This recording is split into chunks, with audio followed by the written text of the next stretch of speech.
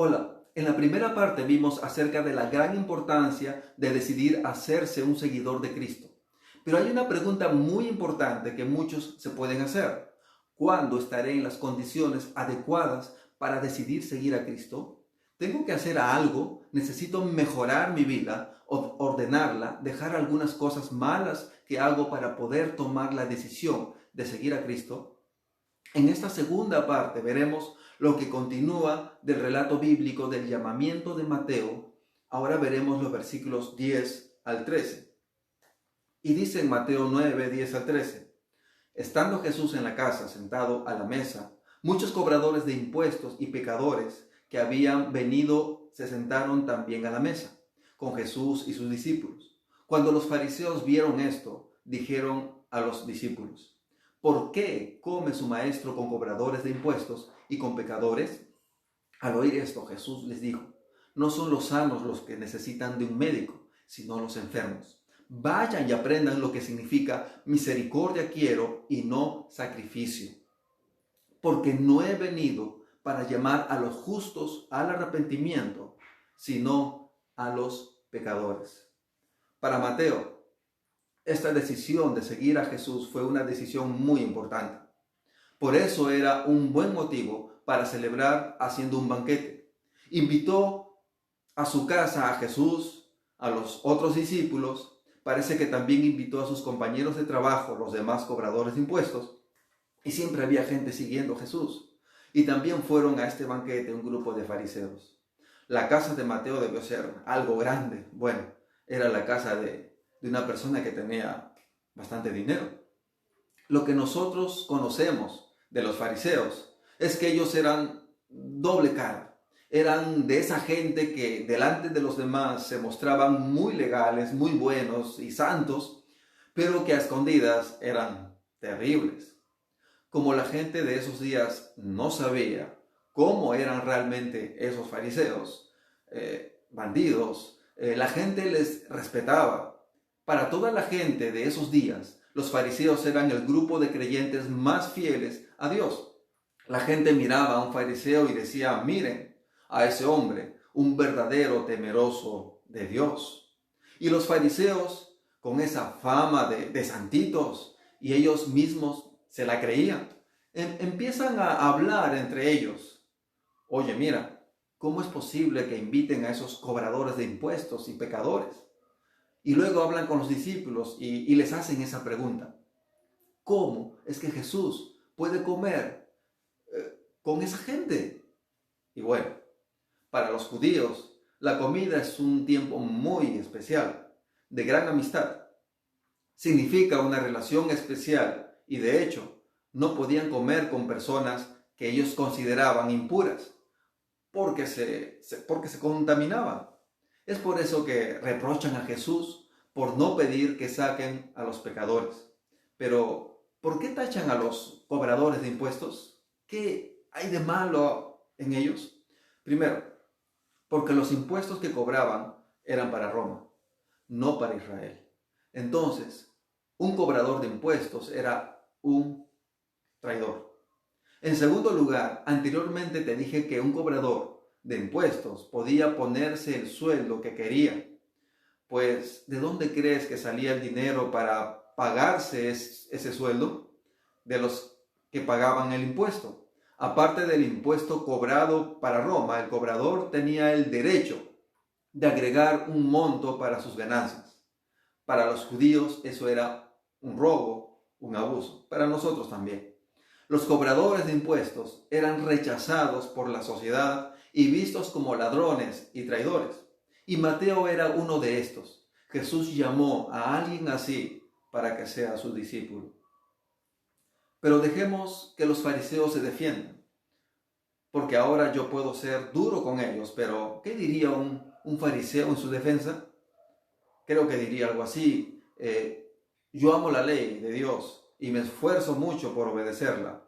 Es cierto que a veces exagero, pero ¿acaso aún así eso no es mejor que estar pecando descaradamente? De todas maneras, y creo que estoy bien delante de Dios, o por lo menos estoy mejor delante de Dios que estos pecadores. Bueno, Hoy en día hay mucha gente que piensa igual que estos fariseos. Creen que para lograr estar bien con Dios, se deben hacer cosas buenas, obras buenas, portarse bien o cumplir con algún rito o tener una vida tranquila.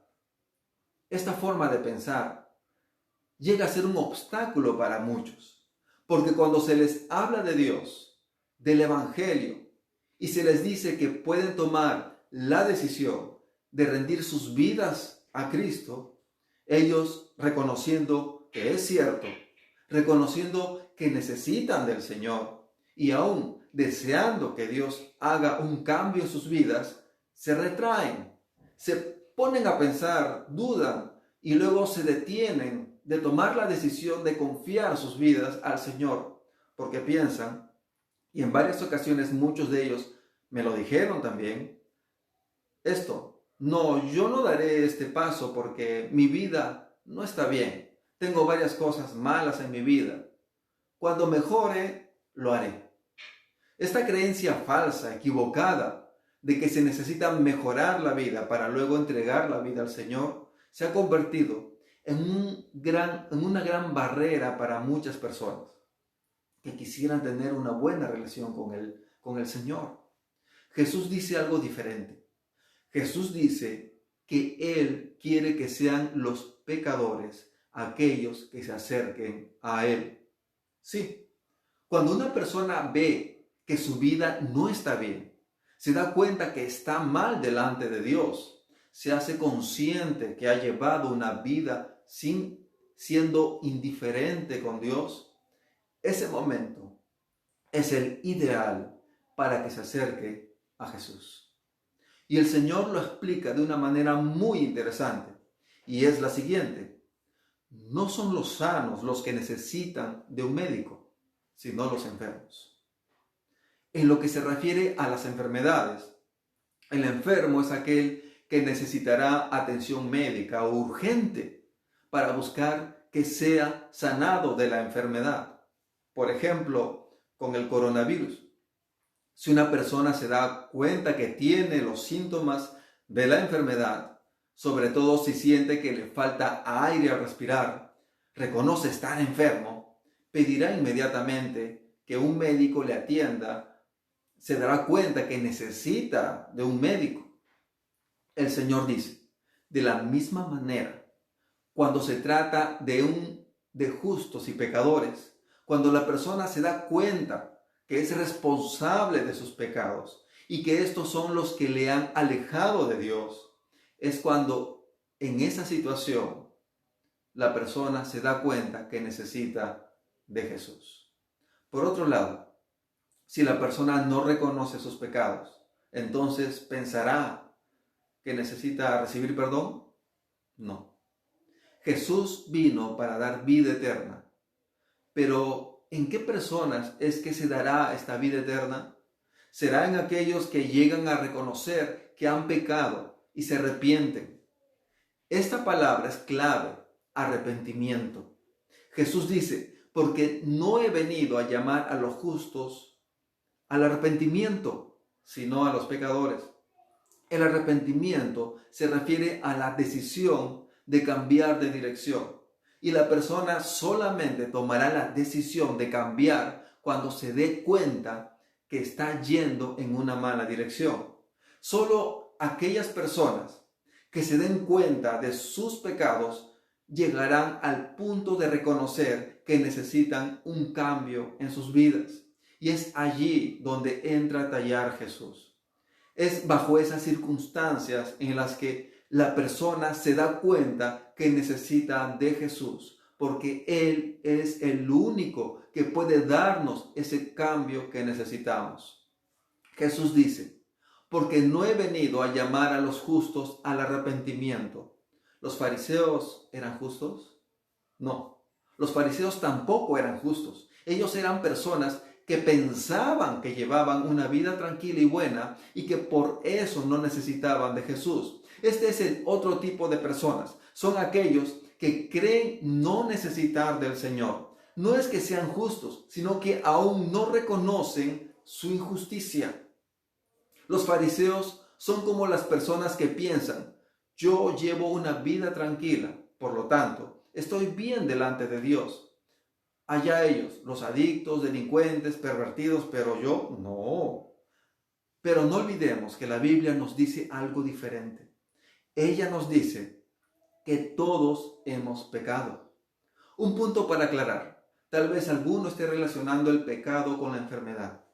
Jesús nunca los comparó, ya que hay una gran diferencia. Las enfermedades generalmente se adquieren sin que la persona sea responsable, salvo ciertas imprudencias. Pero en el pecado, uno siempre es el responsable. Mientras no reconozcas tu responsabilidad, no te darás cuenta de cuánto es que necesitas de Jesús. Pero cuando reconoces tu responsabilidad, allí querrás experimentar el perdón que tanto necesitas para sentirte libre de culpa, para que tu conciencia deje de acusarte. Será posible al acercarte a Jesús y recibir su perdón. Esto es lo que experimentó Mateo. Esto es lo que veían los demás que se reconocían como pecadores.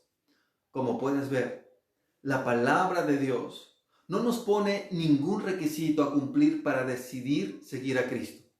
Si reconoces que necesitas de Jesús, puedes tomar ahora mismo la decisión de seguirle. Solo reconoce que necesitas de Jesús para que Él restaure tu vida, perdonándote, y reconoce que Él es tu Dios, Él es tu Señor. Mi estimado amigo, mi amiga, si aún no has experimentado el perdón del Señor, te animo a que respondas al llamado que te hace Jesús de seguirle.